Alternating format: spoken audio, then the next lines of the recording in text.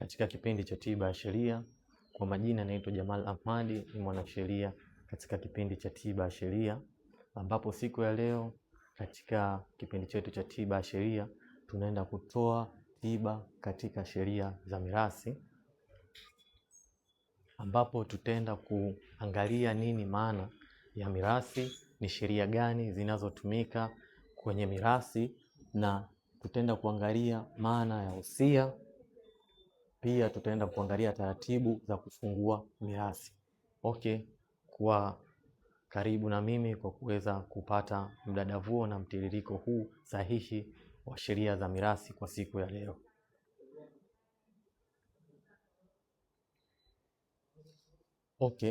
Maana ya mirathi. Mirathi ni nini? Mirathi ni utaratibu wa namna ya kuweza kugawanya mali za marehemu, na utaratibu huo ni lazima uweze kuthibitishwa na mahakama. Hiyo ndiyo maana ya mirathi.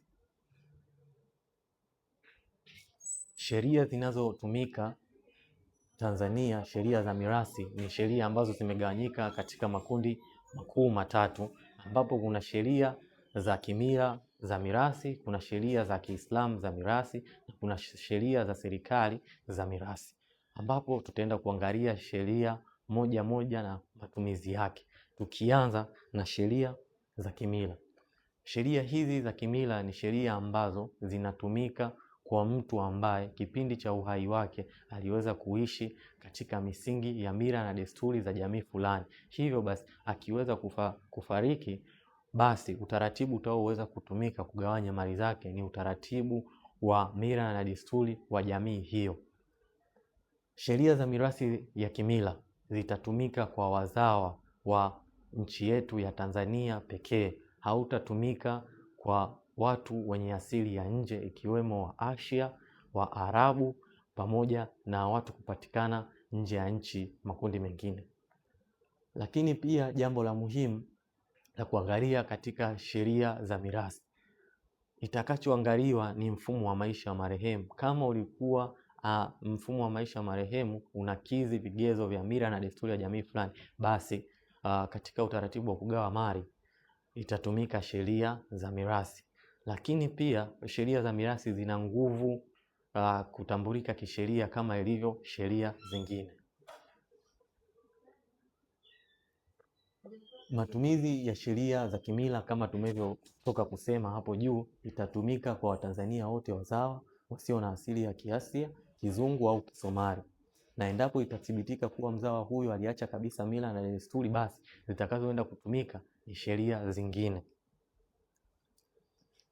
Ugawaji wa mila katika sheria, ugawaji wa mirathi katika sheria za kimila, kutumia sheria za kimila umegawanyika katika makundi matatu, ambapo mali za marehemu zitagawika. Daraja la kwanza ni mtoto wa kiume wa mke wa kwanza halali ambaye alikuwa katika ndoa ya kimila.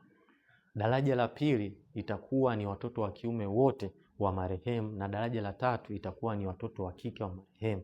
Lakini watoto wa kike wa marehemu hawatoruhusiwa kulisi ardhi ya ukoo au kulisi ardhi mali ya marehemu ambayo ni ardhi.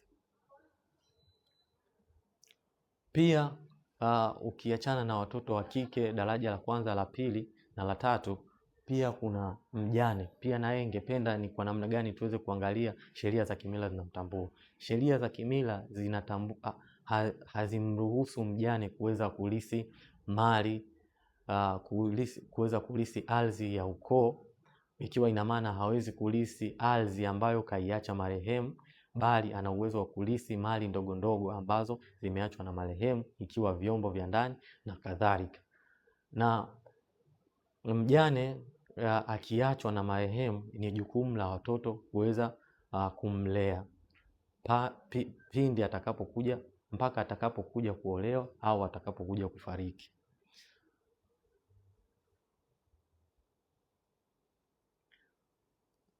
Jambo lingine la muhimu ni mahali pa kufungulia mirathi ya kimila. Mahali pa kufungua mirathi ya kimila ni mahakama ya mwanzo pekee. Kesi za mirathi ya marehemu kwa sheria za kimila lazima zifunguliwe katika mahakama ya mwanzo.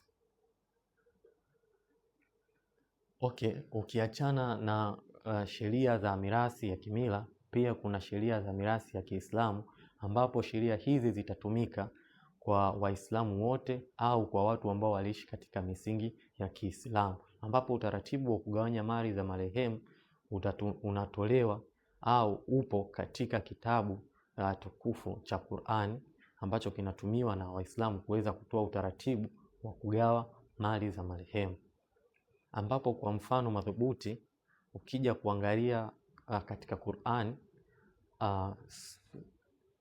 Surat An-Nisa aya ya 11 inatoa mgawanyo wa mali kwa watoto wa jinsia ya kiume pamoja na jinsia ya kike. Matumizi ya sheria ya mirathi ya Kiislamu tumeshatoka kuyaona, yatatumika kwa mtu ambaye aliishi katika misingi ya Uislamu katika kipindi cha uhai wake. Lakini pia mgawanyo wa mali, mtoto wa kiume ambaye ameachwa na marehemu aliyeishi katika kipindi chake cha uhai, aliishi katika misingi ya Uislamu, itakuwa ni 2/3 ya mali za marehemu mtoto wa kiume, lakini mtoto wa kike atapata 1/3 ya mali za marehemu. Lakini mjane ambaye hakuwa na watoto atapata 1/4 ya mali za marehemu, lakini mjane ambaye ana watoto atapata 1/8 ya mali za marehemu.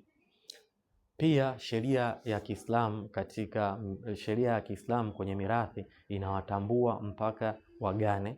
Wagane ni wajane wa kiume, ni mwanaume aliyefiwa na mke wake. Yeye ikiwa marehemu aliacha mali, basi mgane atapata 1/4 ya mali ikiwa mke wake hakuwa na watoto, lakini kama mke wake ana watoto, basi atapata 1/2 ya mali za marehemu. Pia sheria ya Kiislamu inawatambua mpaka wazazi wa marehemu, ambapo watapata 1/6 ya salio baada ya kuondoa fungu la mjane au wajane. Lakini pia katika dini ya Uislamu inasema kwamba theluthi ya mali za marehemu ikiwa kipindi cha uhai wake, anaweza akaamua kuigawa kwa mtu yeyote ambaye amtakaye. Lakini pia katika sheria za Uislamu, mtoto aliyezaliwa nje ya ndoa kwa sheria ya Kiislamu hawezi kurithi mali ya marehemu. Asante. Pia tunaenda kuangalia sheria ya mirathi ya kiserikali.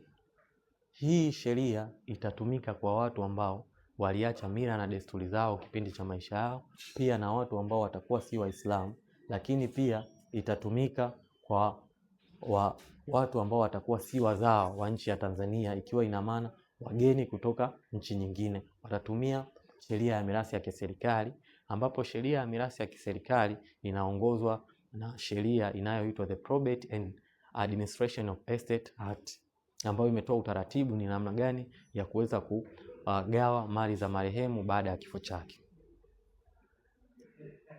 Matumizi ya sheria ya mirathi ya kiserikali yenyewe inatambua mtoto wa kiume, watoto wote wa kiume pamoja na wa kike watapata 2/3 ya mali za marehemu, lakini mjane kama kuna watoto atapata 1/3 ya marehemu, lakini kama mjane atakuwa hana watoto, basi atapata 1/2 ya mali za marehemu. Lakini 1/2 nyingine ya mali huchukuliwa na wazazi au ndugu wa marehemu karibu, iwapo wazazi watakuwa hawapo. Pia tunaenda kuangalia nini maana ya wosia.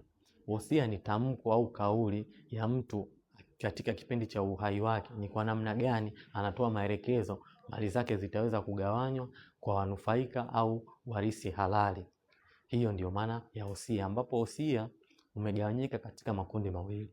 Kuna wosia wa maneno, pia kuna wosia wa maandishi. Wosia ambao hapa ni aina za wosia, ambapo kuna wosia wa maneno na wosia wa maandishi. Wosia wa maneno hutolewa na maneno, lakini inabidi kuwa kuna mashahidi 4, ambapo kwenye hao mashahidi 4, 2 watatoka katika ukoo na 2 watakuwa ni marafiki zake.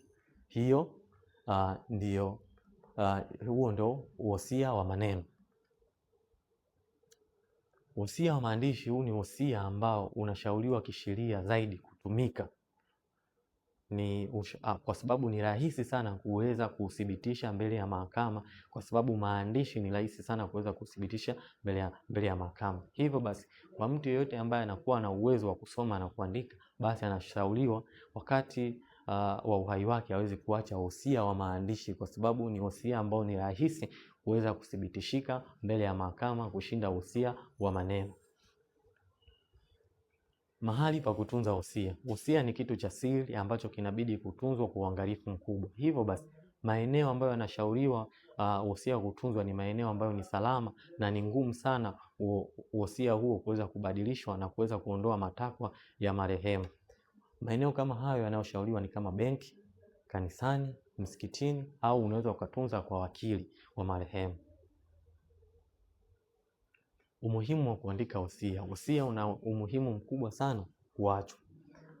Watu wengi wamekuwa na imani potofu kwamba kuacha wosia unajitabiria kifo. Hapana, si sahihi. Ningependa huo mtazamo ufe, kwa sababu ni asili ya binadamu wote kufika mwisho na kuweza kuondoka duniani. Hivyo basi, ni vyema kabla hujaondoka duniani kuweza kuacha wosia ambao utasaidia kupunguza migogoro kipindi cha ugawaji wa mali zako. Kwa hiyo wosia utasaidia kuweka utaratibu maalum ambao utatumika katika kugawa mali zako kwa wanufaika halali.